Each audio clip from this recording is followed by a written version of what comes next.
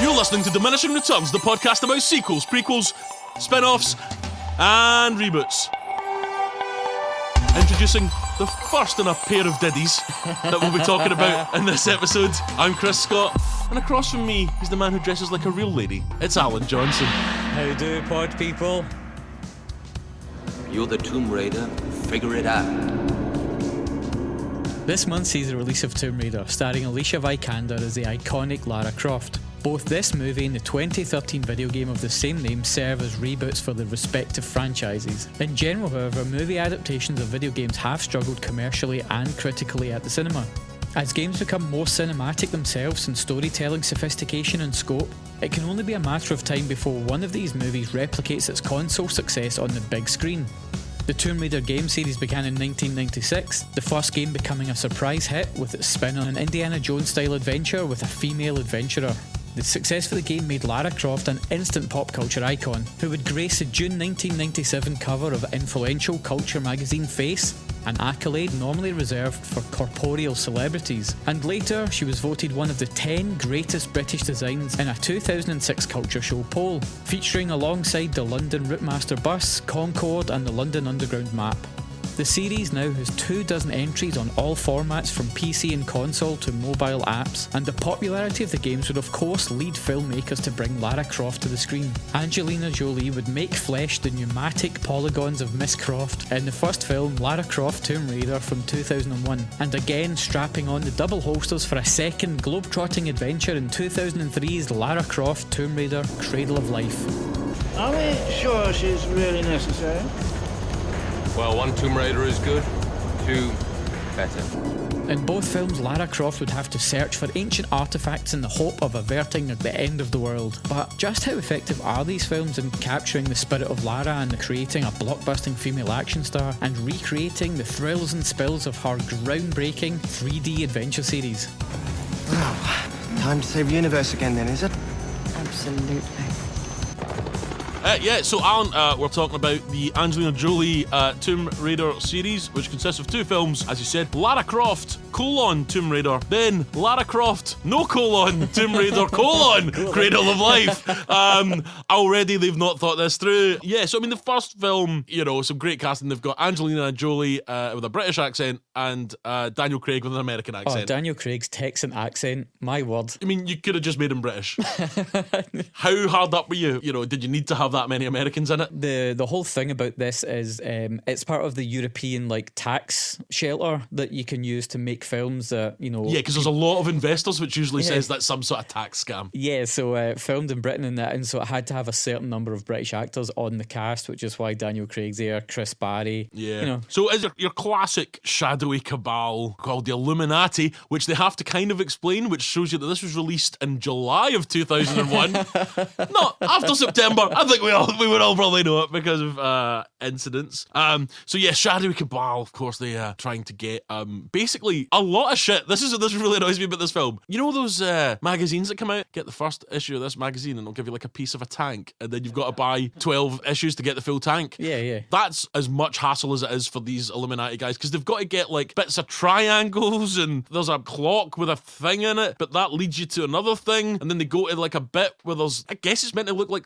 the sun and the planets, solar system thing. It's just a bit of a mess. Right? But basically, if they can get control of all this fucking shit, 2 bits of a triangle and a fucking thing, and it's going to show the thing and it gets to be the fucking planetary thing, basically, they can control time. Yeah. So they can travel back in time, bring people back from the dead, stop things from happening. Quite a good pulpy conceit. And I think we'll find it a lot in these films that actually there's the germ of this could have just been rip-roaring fun. Yeah. If you just went, these are all nutty concepts, let's just have a laugh with it. Because people controlling time and stuff like that, it's a super sci-fi daft bit of pulp nonsense, but it's just nothing really happens. And of course, the only person that can stop the Illuminati is Angelina Jolie's Lara Croft, who is got an amazing English accent, and she's basically up against Ian Glenn, that people might know from Game of Thrones. Ser Jorah. Yeah, he's great. Yeah, brilliant bad guy. He's got that cool bad guy voice. He rocks. Scottish actor. Yep. Playing English. He's really kind of sonorous and kind of just, and he's also got a kind of shit-eating kind of grin some of the times, and he's always looking sleazy. He's great in this. Yeah. Yeah. But Angelina Jolie basically has to sort of fight him because he's trying to get all the bits for the Illuminati. Will she be able to stop the Illuminati? And it's because her dad left her clues that she's able to get into this. Oh God, I wonder if there'll be a bit where they're like, hey, we could bring your dad back. Yes, of course there is. Of course there is, guys. Her dad being played by real life father, John Voight. Yeah, and they had reconnected. They'd basically been estranged for pretty much all of Angelina Jolie's life.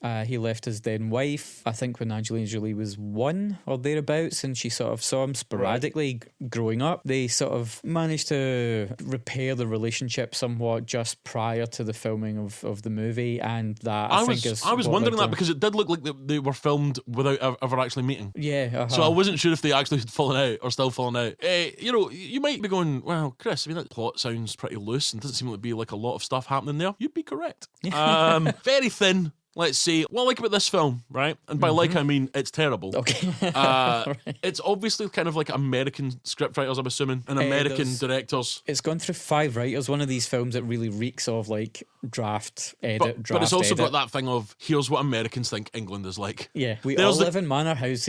Yep, and here's the stuffy butler who's going to be comic relief. Now, let me be very clear. He's not funny in this film. No. It's played by Christopher Barry, who's Rimmer in Red Dwarf, one of the finest comic creations of television in the 80s. Yeah. Right? He was also funny in, what was the thing? British Empire. The British Empire, yeah, when he was like a leisure centre manager guy. Yeah. He's a brilliant comic actor. Yeah. And he's given nothing. Oh, Lara! Oh my God! You're riding a motorbike. Oh, you're not dressed like a lady. Oh, fucking awful. He's a comic relief, and then there's also like the kind of tech guy.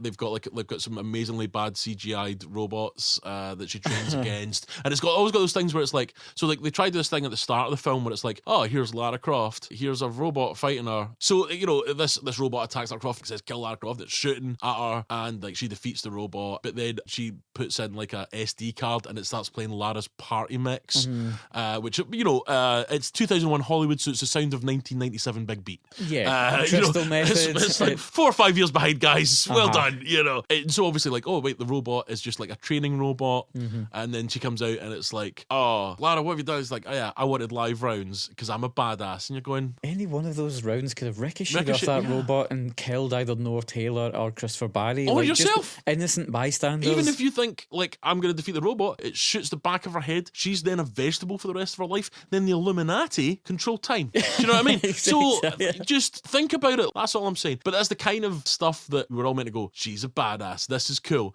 Yeah. But there's a bit where she goes to an auction and she rocks up, and of course everybody else is all in like their suits and ties because it's England and it's Americans' view of England. Everyone's got a stick up their arse. Yeah, and of course she walks in and she's like in jeans and a t-shirt or something, right? And everybody's like, ooh, and she just sits in a chair and pulls up another chair and puts her feet on the chair and is like, yeah, because I don't give a fuck. And I'm like, you've just made that chair manky. Somebody else has got to sit in that. That's a good suit. Hey, maybe that was a suit their grand bought them. His grand had just died, right? And this is like, he's going there to sell off the last of her pieces because he needs that to buy a home. To buy a home for his family where he can get orphans in and raise them, right? And this guy's got nothing. But when he sits down in that seat, it's going to ruin his grand's final fucking gift to him because Lara Croft wanted to stick her feet up. She comes across as kind of a dick throughout this whole first film. She's a little bit obnoxious. We're meant to be like, God, she's so cool. She's such a rebel. And it's just like, she seems like hard work. And also like, she's got the tech guy whose name I'm not going to fucking remember. He's called Bryce in the film, but he's played by Noah Taylor. Yeah, an Australian actor. Yeah. But he's the kind of tech guy. And she's got the butler. She treats both of them kind of like shit, puts them both in danger a lot. And they're all just like, cool, Lara. It's like, guys, get a union. Like joining, like it's a health and safety nightmare, this whole film. Also, you know what I love about this film, right? We've got this really incredibly hot woman, and so we want to make this kind of as salacious as possible, but we can't make it too salacious because it's a big Hollywood film and it's got to be PG, I guess. So they have a shower scene of which it's filmed like you see the bare hint of the top of her boobs, and you can just see the like, I guess we want to have a shower scene. Yeah, what can we show? Her neck. Oh, okay. Oh, fuck it. Oh, can't wait to jerk off to that neck, guys. Oh, fucking 15-year-old boys all over the country are going to be like, oh, look at that neck. Yeah. Why have the shower scene? But later on, you get the shower scene with Daniel Craig. And he's a fucking good-looking boy. Strapping lad. But at least that would give you, like, something to jerk off to. Like, Tomb Raider 2, the video game, actually has the end video once you've completed the game. Once Lara's blasted all the evil henchmen, she goes up and she's about to take a shower and she's about to disrobe, and then she breaks the fourth wall and she said, "Oh, haven't you seen enough?" And then nice. Your accent's better than fucking Julie's, man. And then she shoots a shotgun at the screen. So I don't know if that was like some weak attempt to make a tie into the games. So, right. That's another thing, right? So, sorry. If you're listening to this, like... Wanting coherence. Let me be very clear. I watched these two films 2 days in a row, and I had to rewind bits I just watched because I zoned out so much. That's the takeaway from these two films, is they are so forgettable. You don't really play computer games, but at least have an idea, an image, because of the pop culture importance of Lara Croft and Tomb Raider, what Tomb Raider is and who Lara Croft is. This is essentially Lady Indiana Jones. Which is not necessarily a bad idea. That concept, brilliant. The whole game series is like clambering about on obstacles, solving puzzles, pushing things around, finding secret rooms or like hidden passageways. I think there's one secret room in the first film where she finds the clock that mysteriously starts ticking. But she doesn't solve any problems. Yeah, there's no the sort of like ingenuity of the characters removed completely. There's, Indiana Jones swapping the bag of sand for the golden idol, all of those kind of things. None of that's here in either of these movies. There's none of that, like the rollicking roller coaster that the Indiana Jones films are. There's a lot of kind of like putchiness to it, like putchiness, like here's some radical cool shit that isn't cool. You also think a better film could have made something of this. So like there's a bit where she's like doing that kind of circus rope thing. Yeah, it's like on a baby bouncer. But you've seen those things, like circus performers use them and stuff like that. So she's doing that in the kind of grand room or hall or whatever of her giant mansion that she lives in, right? And at this point, like Illuminati bad guys come in and they're all like rappelling on ropes. And so basically you've got them on ropes, her on this kind of weird bungee thing, and they have this fight, and you think when that starts you go, oh cool, so this is going to be using the ropes and gravity, and no, it's quickly cut bullshit. She just jumps up like a couple of times, and in fact this happens a lot. I'm assuming she's not a great stunt performer because there's so much cutting that it's obviously because she's not the person doing the jumps. I think the problem was that she wanted to do so much of the stunts, and because of that risk, there's only limited things they can get her to physically do without putting her in harm's way. She ended up in hospital performing a stunt on this movie, so she certainly was willing to assume that role. It just seems like there's so much like this should be a scene where you see her jump down, bounce up, like Thunderdome style. Well, that's exactly what I was going to say. I've written down here, it should have been something akin to the Thunderdome fight from Mad Max Thunderdome. Even if it's derivative of that, do it well and it'll still be a cool fight scene. But it's just this mess of I don't really know where everybody is in relation to each other. And I think that also, that does show a kind of, this is a paycheck for everyone, because it's Simon West that made this film. He made Con Air, which is a fucking fantastic movie. But this was obviously just like, it's a computer game film, let's just fucking do it bare minimum. I think that's crucial. I think now what we're finding with the superhero boom is that in the past, filmmakers that were making superhero films were just people that were given a project to do. It wasn't something that they felt connected to. Whereas now, the filmmakers that are making Marvel movies have grown up as fans of that medium. And video games are such a kind of young medium. So you're people, in the next 10 years, 15 years, you've got to hope that it'll be the people that grew up on these sort of games will then be in positions of power and influence. I think someone like Edgar Wright, you can see elements of conveying computer game stuff in Scott Pilgrim, for example. Great at it, So I think like video game influence on film is starting to creep in. It's just another part of people's diet of pop culture. But I think we're still a way off of actually getting someone that's coming in because they're like, man, Tomb Raider was so important to me growing up. I fucking love Tomb Raider. Let's fucking make a cool film. My first boner. I mean, that would be weird. It's a bit like we talked about this the other franchise episode. We were talking about 50 Shades of Grey, and we were talking about like Cool World. Cartoons aren't sexy. I never even. I mean, I would have been probably a teenager when Tomb Raider came out. 96. So I would have been 16. It's like, she's got big ditties, but they're computer ditties. They're not real. Which is why, obviously, for all the press and promo stuff, they had Rona Mitra as Lara Croft. Inauspicious start, but she's in one of our favourite films. Yeah, Doomsday. Damn right. And she's awesome in that film, actually. We've gone on, I mean, obviously I've made the joke about Diddy's at the start. I made some jokes in the last bonus episode. Of course, right? We're going to have to talk about some tits, right? Yeah. Now, here's the thing. We're doing it for a laugh. We're joking about the boobs, right? I'm going to read you something from the Wikipedia page of Lara Croft: Tomb Raider. It's under the section of casting, I believe. Jolie wore a padded bra to increase her bust size when playing Lara. As she explained to NY Rock in June 2001, "Come on, I'm not so flat-chested to begin with. When I wear a tight t-shirt, I look a certain way. So it wasn't like we had to completely change me. You know, we just had to enhance me a little. I'm a 36C. Lara, she's a 36D. And in the game, she's a double D. So we took her down some, but we did give her a bit of padding there. For me, it was simply one size. It was like having a padded bra. But no, I'm not flat-chested anyway, so we still made it Lara Croft, but we didn't go to any extremes. And Lara doesn't apologise for herself and for having that, you know, recognisable shape. So I'm not going to apologise for her either." Okay, so that's a conversation two grown-ups had. That's two fucking grown-ups. Literally. Computer game has big titties. And she's like, "I also have big titties, but not as big as the titties in the game, but that's unrealistic." We'll talk more about your titties. Well, we just put a bit of padding in to make my big titties a little bit bigger. I mean, I'm a man that loves talking about the boobs. I'm a red-blooded man. But that is some fucking sad shit that two grown-ups are having that conversation evidently fucking seriously. I dread to think of the casting procedure for this. No, there was a litany of starlets that were in the running for this role, and just to think of the indignity of, you know, Sandra Bullock or Ashley Judd or like whoever on that list got to come in, and, you know, the casting director are just like, "Pump it up, ladies," or, you know, I just Can you shove some tissues down there and see how this looks? What kind of pre-production were they doing just to be like, you know, this shot is just not really working. What are we going to do? Bigger boobs. I mean, just they don't wrong. bigger I think boobs. that's a strong production choice in any film.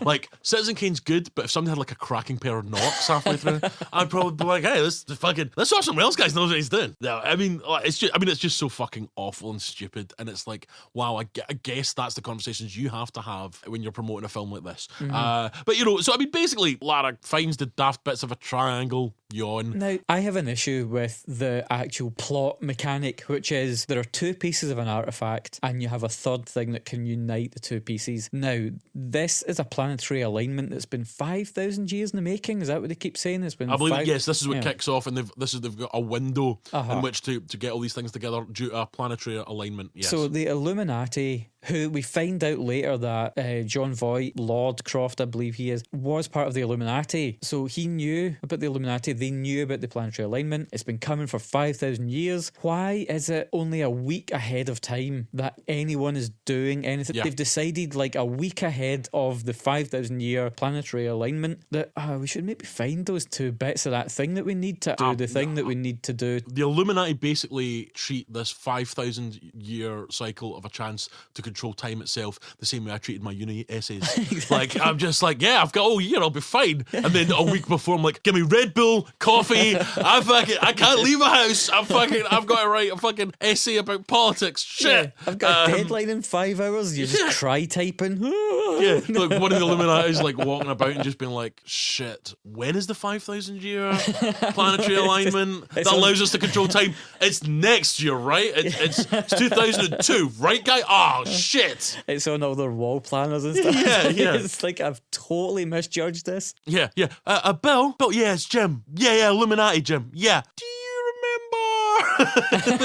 The guy's like, oh no! And moreover, for me, you know I love a bit of science in a movie. Oh, yeah, here we go. This is where... Now, do you know what? See, when I watched this, I went, that was quite cool, and that looks quite good. Like, they show you a bit of the planets aligned and stuff, and I thought that was quite cool. And I went, I wonder if that's true. And I went, I'm not going to waste any time on that. Alan, what are you about to say?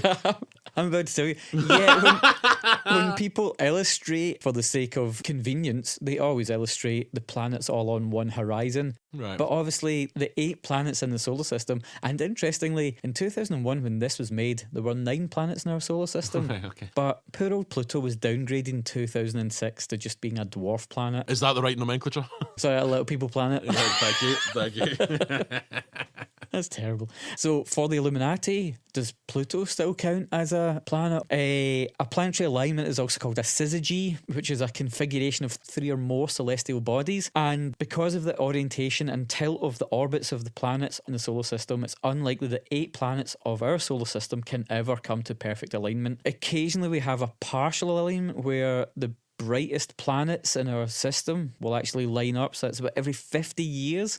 And the next one of those will be on the 8th of September 2040. So in short, it's impossible or nigh on impossible that the 8 planets in our solar system can ever fully align. I just thought the action sequences were a bit shite, but that's I mean, that's also a valid criticism, Alan. Holy moly, yeah. I mean, I suppose that's looking that up is better than watching the fucking film. Take that, Illuminati. Yeah, idiots. I mean, it's one of those ideas that a screenwriter's just gone, oh, do you know what would be great? And then never thought to open an I'm okay with that, though, to be honest. Like, part of me's just like, if it's a fun film, I'm okay with that.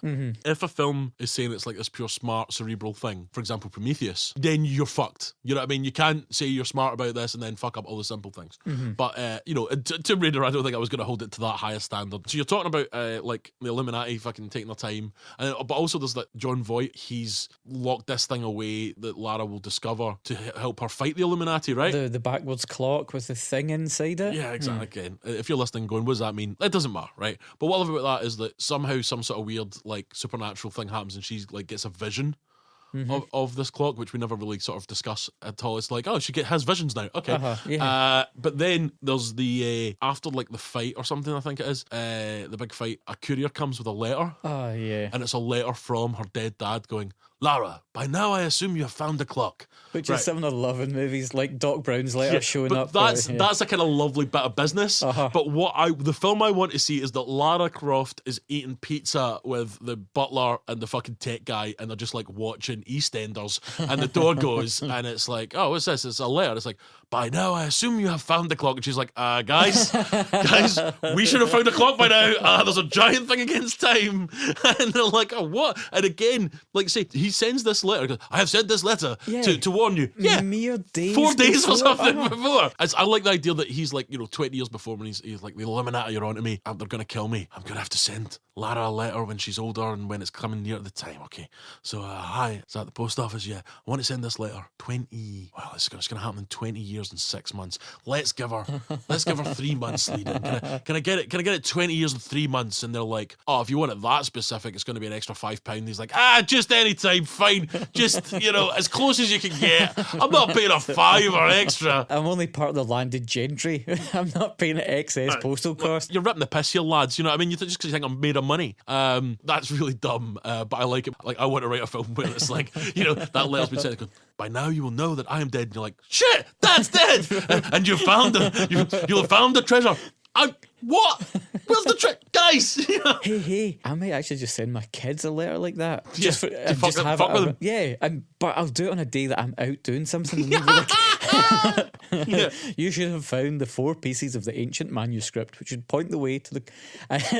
Brilliant. It's when you come in and like fucking your missus has got a new guy and fucking they're all fucking singing and dancing. Ding dong, the witches. You're like, hey, wait a minute, guys. Not happy about this. So I mean, yeah. So she basically, so Daniel Craig is her kind of ex-boyfriend, but they obviously still like each other, I guess. There's some history there. The clever screenwriting lets you know that. Yeah. Because there is lots of stuff, like, there's a lot of stuff where it's just like, oh, hello, Daniel Craig. We used to go out, and you are also a Tomb Raider. And he's like, yes, I still have feelings for you. Bye. So Daniel Craig, so he kind of ends up sort of helping Ian Glenn, because he's also a Tomb Raider. He helps out the Illuminati, and so there's like a little kind of, I guess, supernatural bit where she speaks to her dead dad, and he's all like, Lara, I've always loved you and I'll always be with you, but you can't own time. Don't let the time fall in the hand of the Illuminati. Even though you could bring me back, you can't do it, and blah, blah, blah. And that's all quite kind of nice stuff, even though it's badly done. That kind of, you've got to let people go. Magical John Voight is a weird thing. I'm used to him seeing play like skeevy guys, and he's like magical dead dad. Yeah, so they all go to something. This is like really trying, but it's like they go to something. Part of the 2 parts of the artifact, but there's now a sort of like Lara's having to work with the Illuminati because each team has a piece of the artifact, and I don't think that she's, really matters. Nobody cares. It's the Mexican standoff of one party needs the other party to to play the game. And Ian Glenn does a quite a cool bad guy thing. He kills Daniel Craig, but it's a nice kind of bad guy plan because he goes, right now, if you help me control time, you can go back and save Daniel Craig. At this point, he's also killed off the Illuminati as Ian Glenn's character he's now in this just out for himself. Is brilliant. He's supposedly like a lawyer who deals in antiquities. Yeah. But then, like, when they go to his mansion, it's like a Turkish bordello. Like, there's just like, okay, he's living like just a constant life of debauchery. He's having fun. I think I like this guy more than I like Lara Croft. So they're all end up in the same bit to try and get Lara to help him get his goal, kills Daniel Craig. And that's just all like, oh, and her dad's like, oh, you can't turn back time and all that. And it's like, oh my God, but Daniel Craig's going to die. If I could turn back time. I mean, if she could just find a way. If I could find a way.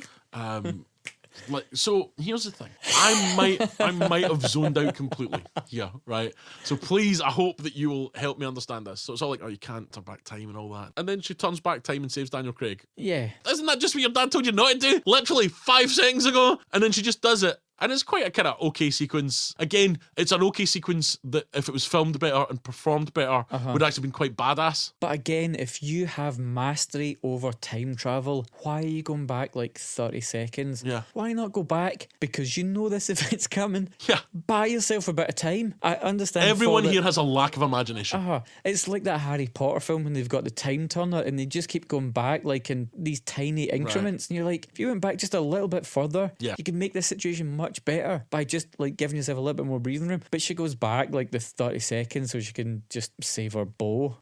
Yeah. So then she kills a bad guy and fucking right, whatever. Right. So I mean that's this whole thing. It's fucking who cares, right? So I watched this and I was like, right, there's a lot of stuff that kind of was done really badly. Yeah. The CGI was really bad and unrealistic. Mm-hmm. I thought the stunts looked really badly filmed and were unrealistic. I thought everything seemed ADR'd. So even the accents were unrealistic. That was the thing. That was really weird. It reeked of one of those films where they were additional dialogue recording, by the way, guys. Yeah, that's right. We're insiders. It reeked of one of those movies that are like, oh, we need a gag here, and so there's just a long shot, and then they'll just add in whatever. But even when they were talking in close up, it was obviously ADR'd like 40% of the time. That was unrealistic. The sets were unrealistic. But the most unrealistic thing, right, to me, was that at no point does any character just be like, holy shit, look at her fucking tits. She's always wearing tight t-shirts with these ridiculous, and by the way, they do not look like any human boobs that have ever existed because I don't know what they've padded them with because they look ridiculous. The whole film, like a bad guy should be like, we're gonna control time, Lara, and you can't stop. What the? You've got massive, weirdly shaped tits. What? Especially, she's the only woman in this whole movie. Like the whole movie, one woman. Like she's standing there and she's talking to like the butler and the tech guy. Like you just see like both of their eyes just slowly kind of going down and being like, holy moly, there's those fucking boobs. This is a world where everyone respects women, especially the one woman that has the 2 guns. Yeah. I guess, like, particularly this is like Ian Glenn is like the sleaziest man alive in this film. Like, at no point is he just like, nah. You know, it's not a good film. There's maybe little moments because of like sort of slightly exotic locales or whatever that, you know. But even then, you never got a sense. You never get a sense of it. Like, it's also studio bound. There's no good sets. Well, there's one nice set, but come on, guys, come on. That's about 8 boob jokes we've got in. That's pretty good so far. I felt like kind of cheap, and in a way, like for example, The Mummy that we talked about, right? You could tell that wasn't a lot of that was in sets and but it was filmed with such a we're just gonna go for this. That it was fine. Whereas when it's a bit dull, you're just kind of going, oh well, that just looks like an indoor set in fucking Elstree Studios or wherever the fuck it was filmed, and you're just going, oh, that all looks fake as fuck. You know, if there's nothing driving you forward, you're just sitting there picking apart the shitiness of it. Yeah, the fact that there's meant to be this cosmological event happening, this big event. From what I hear, actually, they went a line on the horizon.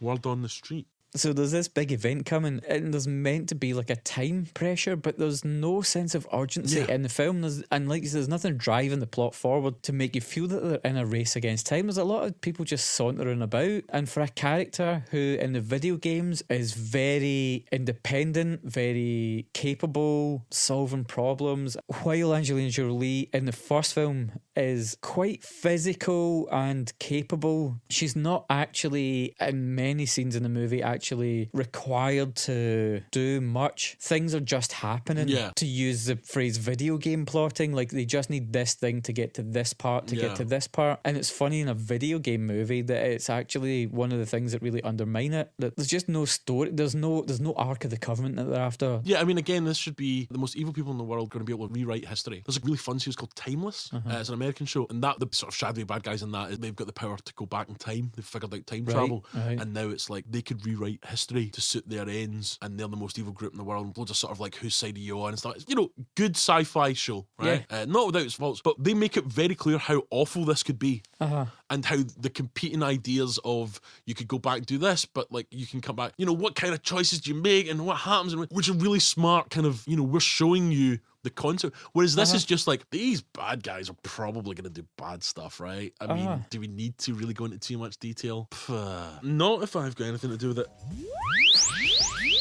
You're listening to episode 48 of Diminishing Returns, the podcast about sequels, prequels, spin-offs, and reboots. You're hearing us at the moment talk about the cinematic masterpieces that are Lara Croft, Tomb Raider, and Lara Croft, Tomb Raider, Cradle of Life. If you want to tell us what you think about those films or anything else, you can get us an email at diminishingpod@gmail.com. And please follow us on Twitter at diminishingpod and like us on Facebook.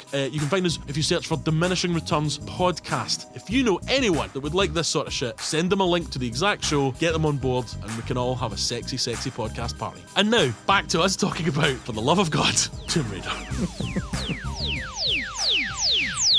So, first film, not good. Not good. Move on to the second one. As you said, their colon game is all over the shop. Now it's Lara Croft, Tomb Raider, Cradle of Life. Directed by Jan de Bont. Yeah. Director of Speed. Like... Written by Steven de Souza, writer of Die Hard, Commando. So I'm going to come out straight out and say this. I liked this a lot more while it was still not very good. Okay. Reasons being, first film, Lara Croft is a pill. She's dull, kind of a sourpuss. And I know that sounds really sexist, but I would be the same if it was a guy. Like, I'm not, you know, like, it just seems like this stuff is so dumb. It needs a bit of a lighter kind of touch. And I think in the second film, they seem to be having a bit more fun. They dial up the pulp a wee bit. They have things that happen where she's like, yeah, I'm a badass, I'm going to do badass stuff. And she smiles. And I know that sounds really like I'm telling a woman to smile, but the character should be like, yeah, I'm like a millionaire adventurer. If you can't have fun being a millionaire adventurer, guys, you're in the wrong game. Go and become an accountant. Especially because that's such a big part of the video games, is that Lara's personality, she wisecracks, she's got like a few off the cuff remarks, like she is offhand with bad guys. She's got a bit of snappy, peppy personality. And yeah, like you say, the first film, it's not really allowed to happen with her. I mean, like, don't get me wrong, I don't want you to go, oh well, I'll go watch the second one then. No, it's still shit. But there's at least a sense of they're having a bit of fun and kind of a lot cooler things happen in the film. Still not necessarily shot well in places, but Jan de Bont certainly does shoot it better than Simon West. I think there's some scenes where I was like, you know what, this is okay. There's a bit more kind of colour splashed about in the second film. Can we talk about how this film starts? Yeah. Okay. Right. Because this is the most ridiculous fucking start to a film I've ever seen. I misunderstood a giant part of this. No. I don't think that's your fault, mate. Right? So they're at a Greek wedding. What size is it? It's a normal one. It's not big or fat. It's just a Greek wedding. It's a perfectly so they're at this Greek. We're at this Greek wedding. Us, the viewer. Right. We've been invited. We've sent back the RSVP. We're having some nibbles. Gift. Yeah. Yep. I'm having some souvlaki. Like it's well played for naming something that I've never heard of. That's good. So it's Greek wedding, and they're all having this party. You know, there's some sort of traditional Greek music getting played, I guess. And then I think it's the bride comes up and is like to DJ, whisper, whisper, whisper, and he's like, play Lara's party mix. Yeah, pretty much. So he then starts playing some, I guess, rock and roll, for want of a better phrase, but it's like loud guitar music, and like everybody's loving it. Everybody's loving it. Apart from but there's like at first like a couple of like the old guys go kind of but then they all get down to this wedding, right? None of the characters in the film are the main characters in the film are in this at all. There's just a fucking wedding. And then I guess it's implied that because of the loud guitar music that it causes, I don't know, boulders to fall down from the mountain that they're having this wedding. Did I mention the wedding was on a mountain?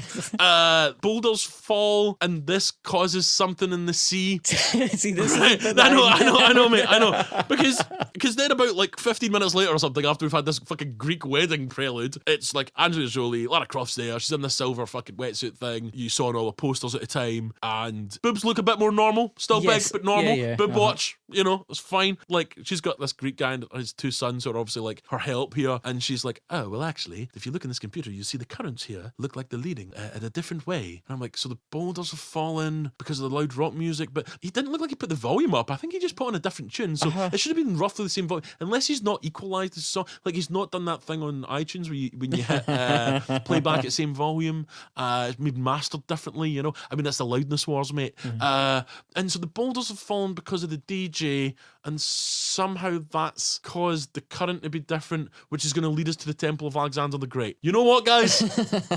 I'm not going to be an Alan Johnson and look this shit up. I'm fine. I'll just take Well, I understood it to be that he was playing the music, and then one of the characters mentions an earthquake, and I presumed that it just was a coincidence that the music was playing when an earthquake happened. I'm going to tell you right now. Between your thing and my thing. I was probably on my phone texting something like that because I was so fucking bored. But it's such a weird opening. But you should be pleased though, because now we've got male characters that are clearly checking out her knockers. Yeah, that's true. Two young guys with their shirts off being like, hey, Lara, I am a good-looking man. And you're like, you know what? If I was a 21-year-old good-looking boy, I'd probably be chancing my arm as well. Fair play, son. These two guys, you know, they don't seem to be the brightest, but they've got bright futures ahead of them.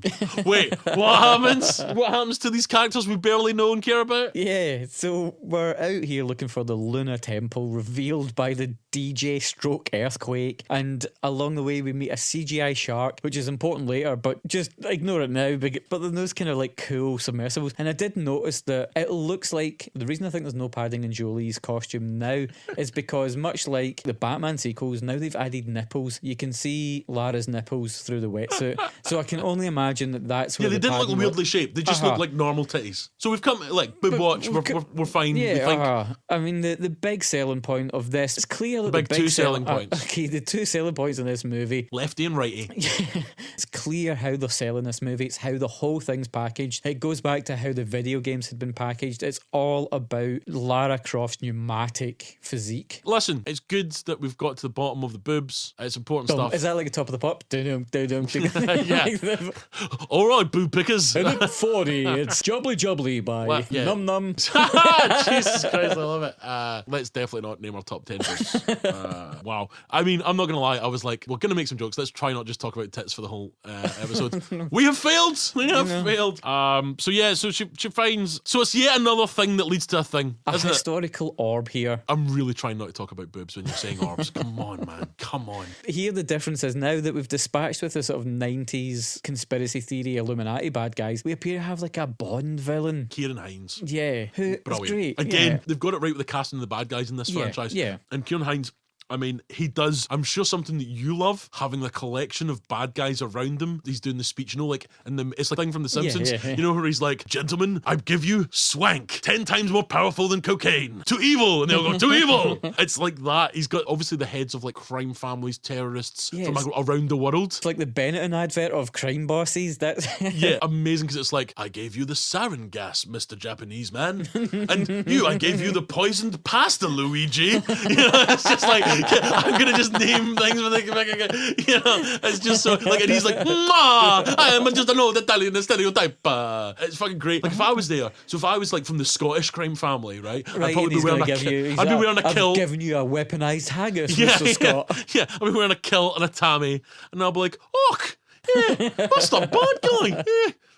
Hold on a wee second. And he'd be like, Jock McBad guy. And I'm like, you can. Why would I unleash a weapon which I can't even protect myself? He'd like throw a knife at me, and they'd be like, he's always asking questions. And I'm like, jings! And I'd die, and then like he'd move on. There's also like a British woman, right? Which I love because about 2 seconds after she's introduced, he generally goes, now gentlemen! Yes, exactly. And it's like, she's probably like, come on, man, I'm right here. We've literally just talked. Don't be a dick about this, dude. And so he's like he sells designer bioweapons. Yeah, virus is his actual human disease market. Later on, which is a great bit when like MI6 show up, they show up at Lara's, and after we've been introduced to him, they're also like, I guess we need heroin to know about the bad guy. So they just have like these two British spies give her an information dump, and it's brilliant. It's like, Kieran Hines, and she's like, the Nobel Peace Prize winner, and then he's like, but he's not a peace man, he's a bad man.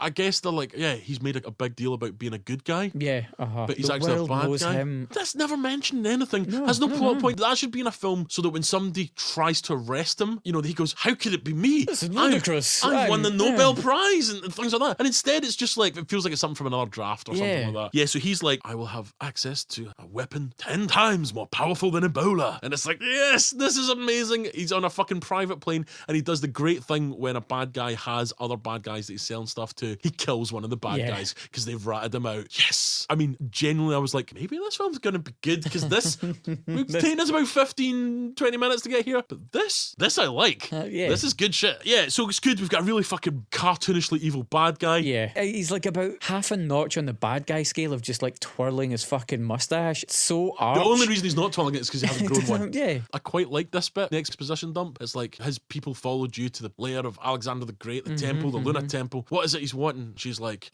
Pandora's box, because in the beginning there was life, and that life was given to people, but then Pandora's box is the flip side of that. There's life, there must be death. And they go, box of death. She goes, because there's balance. Everything comes in pairs. And at which point the MI5 guys don't go, hey, like you're fucking sorry, okay, I guess we're not doing boob jokes, guys, right? So yeah, fanar. Yeah. Everything comes in pairs. So basically it's Pandora's box, which again, if you were to say there's a film where they've got this woman who's going to run about with guns or a motorcycle to stop an evil bad guy from weaponizing Pandora's box. That sounds like a fucking cool flick. I will watch the shit out of this. And it just doesn't quite nail it. But, British government are going, listen, Lara, we need you to help us out. Dr. Jones, what do you know about the Ark of the Covenant? Exactly. There's only one person that I think can help me get to China because they're the bad guys that are kind of working Chinese for. There's some sort of Chinese crime gang have stolen I think they're working the orb. Yeah, and they're working, I think, or trying to sell it to Kieran Hines, who's then going to sell it on to the United Nations of bad guys. So she's like, there's only one guy that I need on my team to help me out. And who is it? It's Geostorm's Gerard Butler. Yeah, baby! It's young Jerry Butler. Yeah. I also like his upside down introduction. Yeah. He's just like on the roof of his he's on like jail cell. He's in a Russian or Eastern European jail somewhere. Yeah, because he's done bad shit. And like she comes out and is like, you'll get your record cleared and you'll get £5 million if you help me. Because you're the only man that can get to the Chinese crime syndicate. So out of the prison with Gerard Butler onto motorcycles, and there's a bit of motorcycle flirting, and they've got a pass too. They've obviously been bumping. Yeah, brilliant. So they're on these motorbikes and they're sort of like revving up at each other and popping wheelies and bumping. But also, is she riding along the Great Wall of China? Yes. That should be amazing. How are we going to get there? We're just going to ride along the Great Wall of China. But I like the logic because they go get lookouts everywhere. Oh, the roads are covered. I know one place they won't be covering. Oh, what's that? The biggest and most well-known part of China. The Great Wall of China. You'd be like, no, they're definitely going to be looking at that. Wait, that World Heritage site that's completely monitored because so much of it gets stolen by tourists? Oh, like they're totally not going to be. But it is like, she does ride along the Great Wall of China. Again, I'm like going, part of me kind of likes this film. That's so dumb and wonderful, but they don't lean into it enough. Because also, right, I've written this down. Great Wall of China, Terracotta Army, this should all be great fun. Because they go and meet the crime gang and they've got the Terracotta Army. Yeah. This is all the stuff, like if you're writing a kind of dumb Hollywood movie and you're in China, that's what you want. Way more fun than the first film, but not nearly as fun as it should be. Well, even on the motorcycles, it's so weirdly filmed. Like it is that sort of thing. Like they're obviously on stationary bikes getting like wobbled around, and then it cuts to the actual stunt riders. The stunt doubling in this second film is appallingly bad. Every time it cuts to like a wide shot, you know that the stunt double maybe a kind of passing resemblance for Angelina Jolie gets put in. It's really distracting. And it is really like, here's a wide shot of like somebody jumping over something, but you don't see their face, and then a cut to her face as she sort of takes that tiny step down, and it's like, come on, this is so badly put together. They have some bad stunt scenes. They try to stop the Chinese guys from selling it or whatever the fuck's happening, because I'm bored of this now, of selling it to Kieran Hines or getting it to Kieran Hines Kieran Hines stealing it from them. Again, it was very, because there was like, there was a bit of a double cross went on somewhere. Yeah. Someone was annoyed at someone else, and but it never was made very clear. No. I think what they might be annoyed at the DJ at the wedding. Yeah, that's it. This is, I think, Yeah. always back to the DJ. He didn't play the slosh. Yeah, exactly. Got one for the grannies. Do you know what I mean? Kieran Hines has got the orb, and he's got it in his sort of science lab, right? And Yeah. Angelina Jolie and Gerard Butler are like, let's go and get it, right? Some not bad stuff here that in a better film would have been like, okay, this is just getting us from A to B, but there's some quite fun sort of action beats and stuff happening. They kind of like, oh, we've broken in. There's the orb. And behind, and there's like some machines that sort of scan it, and then they go, oh, he's already decoding the orb. And there's a big readout that just says 94% complete. Unfortunately, this film is only about halfway through.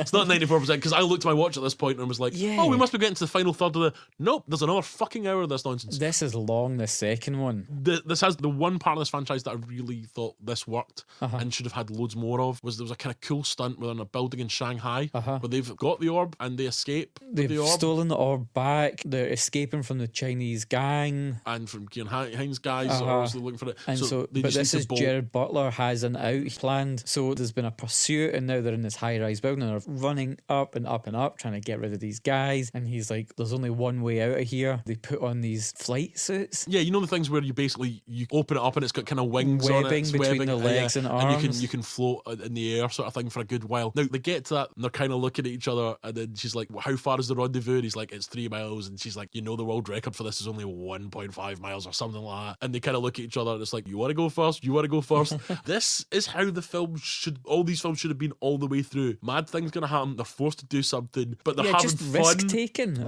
Fun. And they're both kind of smiling at it like, no. Oh, these people look for the first time in this film like they actually know each other. Yeah. That aren't just going like, I'm the sexy Scottish guy in a Russian prison and I'm the sexy millionaire adventurer. It was actually like a bit of like, this is what this film should have been. And then they have a lovely shot of, obviously not them, but at this point it's fair enough to use stunt doubles for this one. Yeah, but out over Kowloon Bay. it's a great fucking shot, just sort of floating away, and you go, that looks cool. That looks like a stunt that could have been in a Bond film or something. It just makes you go, missed opportunity. You know, but it was a really great scene in this film and I really enjoyed it. Now, of course, if you watch this in isolation, you might go, yeah, it's okay. It might just be because everything else around it was fucking terrible. It's outdoors as well, in a real place. An exterior, in an exciting location. It's good fun. A thing that happens that I hate in films, that happens a couple of times in this film with Lara Croft, like whatever country she's in, she knows the language. Oh, you're so smart. You know every language. No one knows every language, mate. That really nips my tits. So eventually it's like, okay, we've got the orb. We need to get to Pandora's box. Yeah, the orb, it's a sonic key to unlock the location of the box. Completely different from the first film where there was like a key to unlock a time portal. Okay, so yeah. So the sounds of prehistory are played, and that sort of makes this like hologram, and she knows then the location of Pandora's box, and she's like, it's in Africa. Would you like to maybe narrow that down for us? Yeah. The continent of Africa. Which is a big place. Do you know how many countries are in Africa? The continental Africa? I'm going to say upwards of 3. Confirming your correct answer, Chris, there's 54. So I was right. Thank you, Alan. So she says it's close to Kilimanjaro. Why not just say it's in Tanzania? A horrible, screenwriting is just like, where will we put the box? Oh, life all came out of Africa. Yeah, we'll just say it's Africa. We'll sort out the details later. I mean, to be fair, when she decoded that orb and they played that song, it was Toto's Africa. So that was like, it was like, you know, bum bum bum.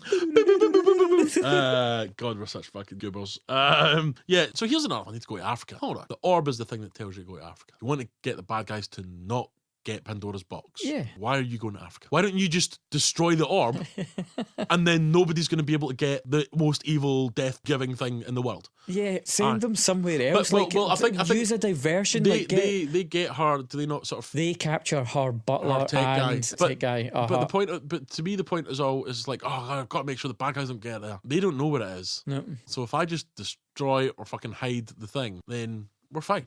Yeah. So again, it's stupid that she fucking goes to Africa. Yeah. So eventually they go to Africa and the bad guys show up and are like, we've got your butler, we've got your tech guy, and we're all going to go where Pandora's box is held, right? Now, at this point, they've decided to film the last third of this film in a weird blue tint. Yeah. What the fuck? You're in Africa! when it's sunny. You know what? It's to fucking cover the shitty CGI for the rest of this fucking film. And I know it is in a blue tint that makes it very hard to see almost anything in this film. Yeah. Like loads of action things are happening. I'm like, that hit that guy. The last third of this film is filmed with the sort of colour correction that you would see on like a sci-fi channel movie that was filmed in Bulgaria for £500,000, and they've just put a blue tint on everything to try and fucking hide it. But this is a big budget Hollywood film, and they've just fucked it because cool things kind of happen. There's weird monsters that attack people and rip their heads off. But I can't see any of it. You know why? Because you filmed in a fucking blue tint. You nutters. So annoying. It takes place in this MC Escher style cave network where people are upside down and someone's over there. Do you know, that's right. Because in this Cradle of Life, I guess it's meant to defy physics, or was it just corny camera angles? Because for a bit I was like, are they upside down? But good, okay, they were meant to be. Because I got really kind of confusing, like the laws of physics. But that's quite cool. Again, that's quite a cool idea. But I was like, I'm 90, maybe 80% sure that's they're defying the laws of physics because it's Cradle of Life. But I'm also not 100% sure, which means it's a failure on the filmmaker's part. Yeah, could have been interesting, like a sort of like Inception style fight scene. Yep. The fight can maneuver in this weird way an through impossible that space. Fucking chase scene. But it doesn't do anything like that. And the Pandora's box is inside a pool of acid, which was Pandora's tears. Oh, is that what the black goo is? Yeah, that's what melts off Lara's hair. I was bitching about somebody on my phone. Okay. So I got really confused. Yeah, so so the second film ends with just she fights Kieran Hines and throws him into the black goo that melts him, which again would look quite cool if it wasn't in a blue tint and I could see his fucking skin fall off. Yeah, for a film from 2003, it's this terrible CGI, but it's kind of like his ultimate comeuppance, like he's thrown into this pool of acid. And then Gerard Butler's sort of like consumed by greed. He becomes like Elsa from The Last Crusade. Yeah. Just to tie it back into Indiana Jones again. Yeah. He's like, look, we can take this, we can have this power. And Lara Croft has to be like, no, it's not appropriate for us. Then there's a really clunkily shot sequence where two people have guns, stand face to face, toe to toe, boob to boob, and there's a gunshot. Who has killed who? Probably the person whose name is in the title of the film. Yeah. And they've probably killed the other person. As Lara's killed Gerard Butler because he's been consumed by greed. Just tries to open the box a little bit because, she's tempted. Just lets a little bit of plague out, closes the box back up. That's what I was going to say. Like, so she opens up a bit and it's like, oh, stuff's coming out. So it only comes out if you open it fully. Like, you open it up. Let the little ballet dancer pop up and the music starts. And then after 10 seconds, then the evil death will come out. Okay, good to know. It's completely shite. So it ends, she gets in the Jeep with the butler and they're like fucking off. Let's get out of here. The butler and the tech guy are going to be married off to some woman. That's not important, right? Kind of very end of the film. So they get in a 4x4. She's just killed this guy who I guess she's meant to have loved. Because they were like, throughout the whole film, she didn't really like him, but it was like meant to be when she shot, it was meant to be like this pure heart-wrenching thing. And then she gets in the Jeep, and then the comic relief, I say that in inverted commas, jump into the Jeep with her, and then somebody's like, don't you do anything the easy way? And she turns around and goes, I'd hate to disappoint you. Is that meant to be a fucking like cool kiss off line? It's not funny. You've just supposedly killed somebody you loved. Yep. It's meant that she's meant to be saying something so fucking cool, and you're just like, whoa! That's Lara Croft, Millionaire Adventure. She's brutal. However, enjoyed the second film a lot more because Pandora's box, upside down physics, even if only for a minute it was confusing, monsters that bit people's heads off, bad guy on plane, cool stunt from the thing, and they seem to be having at least a wee bit more fun. So if you're going to watch one of these films, I guess watch the second one, but don't play the video game. Go to the source of life. I guess did you prefer the first or second one? I liked the first one because it was shorter. That's not as good a reason as any. It was shorter and there was actually like a sort of like temple puzzle at the finale. Like she had to jump on that monolith to unlock the thing to get the other thing. The second film was more exotic locations and a bit more colourful, but it was much, much longer. I didn't really like either of them. But if you had to choose, I'd watch the first one because it's shorter. It'd be over sooner. But that's fine. I think that's a good reason. I'm not a computer game person. Right. I have no love for this character. I have no expectation of this character.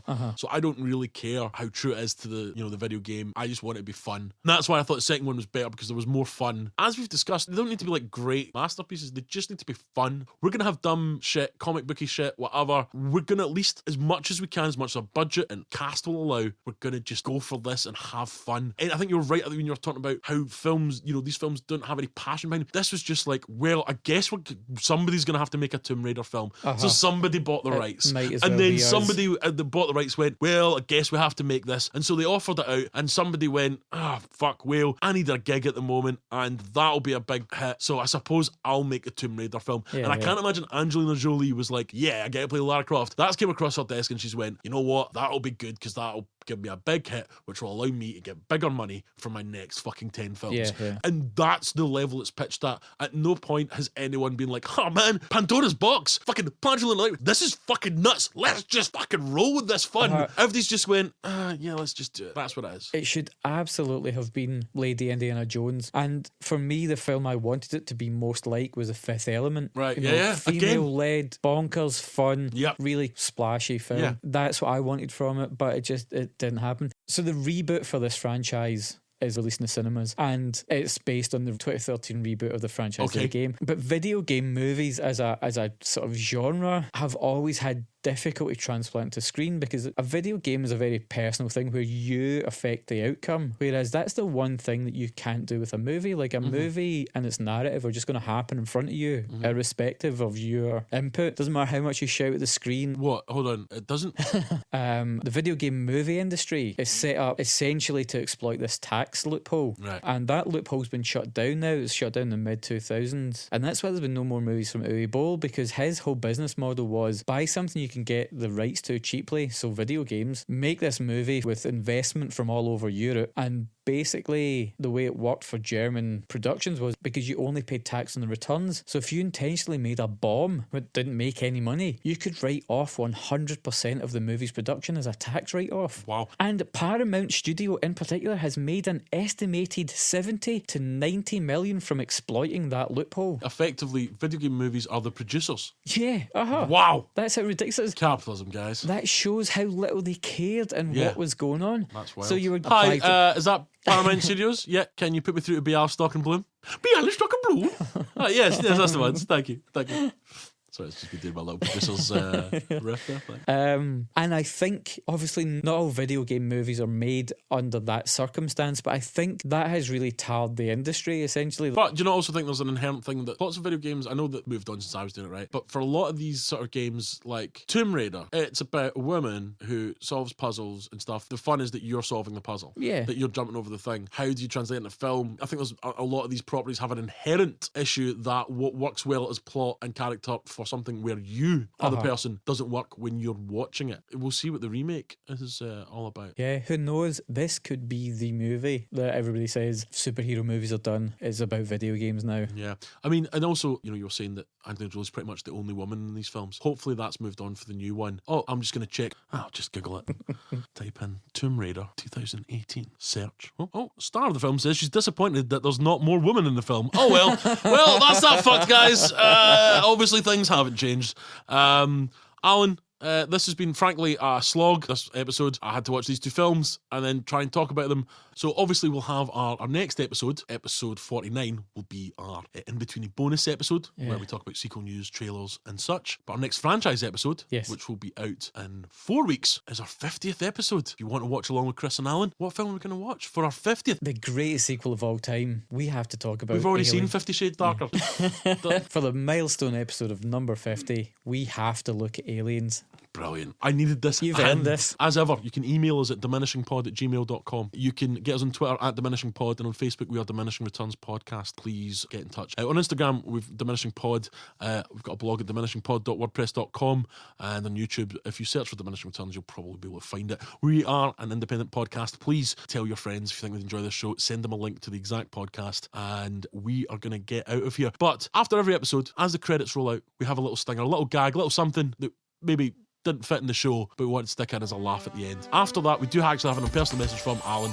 I would love it if you could just hang out until after the credits and after the gag and listen to what Al's got to say. And other than that, we will see you in 2 weeks' time. Thanks, guys.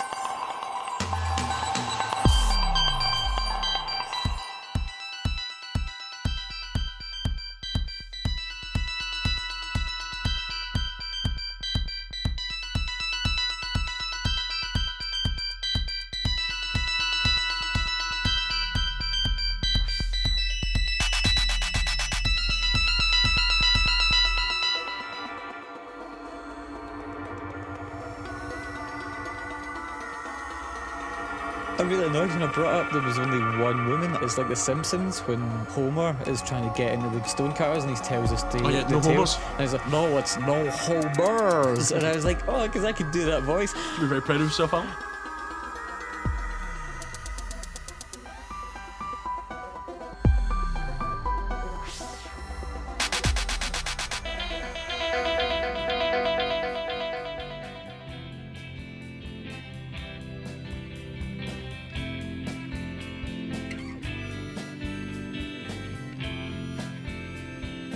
Hi guys.